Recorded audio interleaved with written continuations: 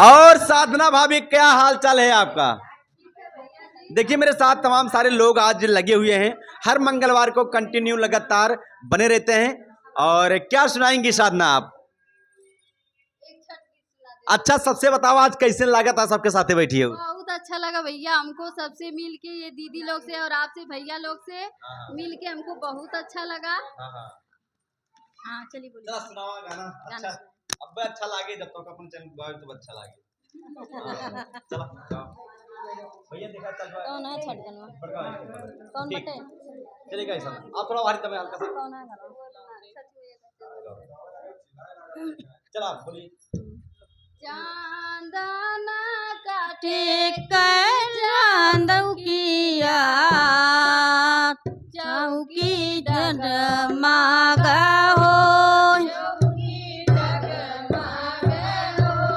चौकी डगमगा हो,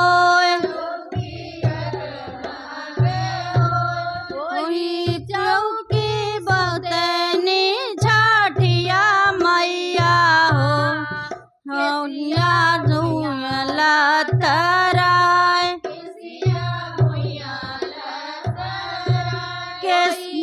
चौकी सुतनी छठिया मैया, केसिया भुइया लथराय, केसिया भुइया लथराय,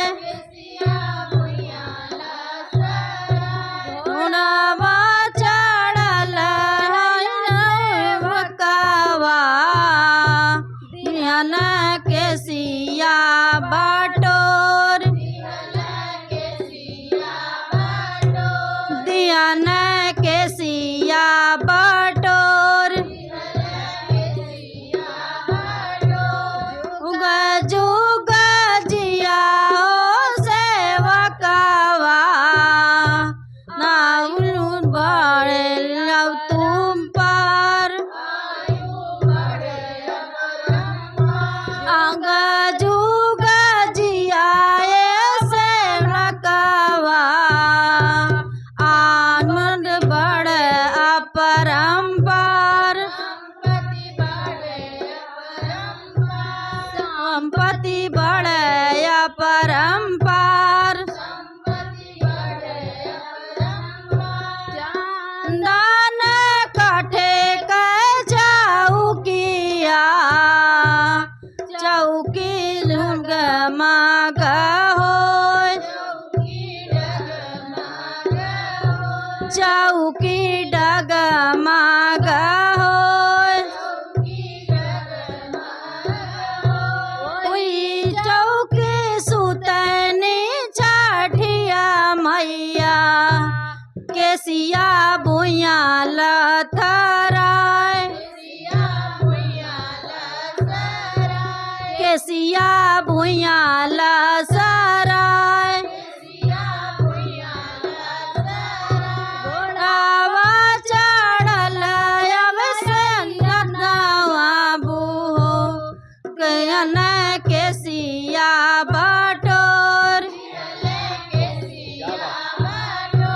दिहन केसिया बटोर, जुग जुग जिया हो सेवकवा, आयु बढ़ तम पर, आयु बढ़े अपरंपार, बोलिए छठी मैया की जय। छठी मैया सब पर आप पर कृपा बरसाए रहो। अगली वीडियो मिलबे। बहुत बहुत धन्यवाद बाप सबके।